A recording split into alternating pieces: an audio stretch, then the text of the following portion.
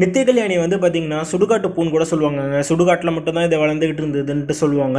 And இது வந்து பார்த்தீங்கன்னா உங்களுக்கு வந்து கேன்சருக்கும் சர்க்கரை நோய்க்கும் அற்புதமான ஒரு மருந்து. அதை தாண்டி உங்களுக்கு வந்து பார்த்தீங்கன்னா பூ வந்து பார்க்குறதுக்கு ரொம்ப அழகாக இருக்கும். இது வந்து பார்த்தீங்கன்னா பிங்க் கலரில் ஒரு பூவும் ஒயிட் கலரில் ஒரு பூவும் இருக்குது. அண்ட் இந்த பூக்கள் வந்து பார்த்தீங்கன்னா உங்களுக்கு வந்து வீட்டுக்கு முன்னாடி சைடில் பால்கனியில் அண்ட் மொட்டை மாடியில் எல்லா இடத்துலையும் வச்சுக்கிட்டு இருக்காங்க. அதுக்கு முக்கியமான ஒரு காரணம் வந்து பார்த்தீங்கன்னா பூ அழகாக இருக்குங்கிறது ஒரு காரணம் மட்டும் இல்லைங்க. நான் சொன்ன மாதிரி வந்து இது கேன்சருக்கும் சர்க்கரை நோய்களுக்கும் வந்து ஒரு அற்புதமான மருந்துன்ட்டு ஆயுர்வேதத்தில் வந்து ரெக்கமெண்ட் பண்ணிட்டு இருக்காங்க. அண்ட் நீங்கள் வந்து உங்கள் ஆயுர்வேத டாக்டர்ஸ் யாராவது கன்சல்ட் பண்ணிட்டு இதோட இலைகள் வேர் தண்டு பூக்கள் எல்லாமே வந்து பார்த்தீங்கன்னா ஆயுர்வேதத்தில் பயன்படுத்தக்கூடியது தான்.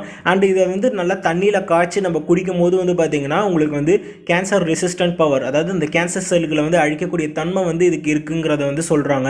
அதேமாதிரி சர்க்கரை நோய் அளவை வந்து கட்டுப்படுத்துறதும் உங்களுக்கு இருக்குன்னு சொல்கிறாங்க. இதோட அளவு வந்து பார்த்தீங்கன்னா நம்ம வந்து ஒரு ஆயுர்வேத டாக்டரை கன்சல்ட் பண்ணிட்டு ஒருத்தருக்கும் அந்த நோய்க்கு ஏற்ற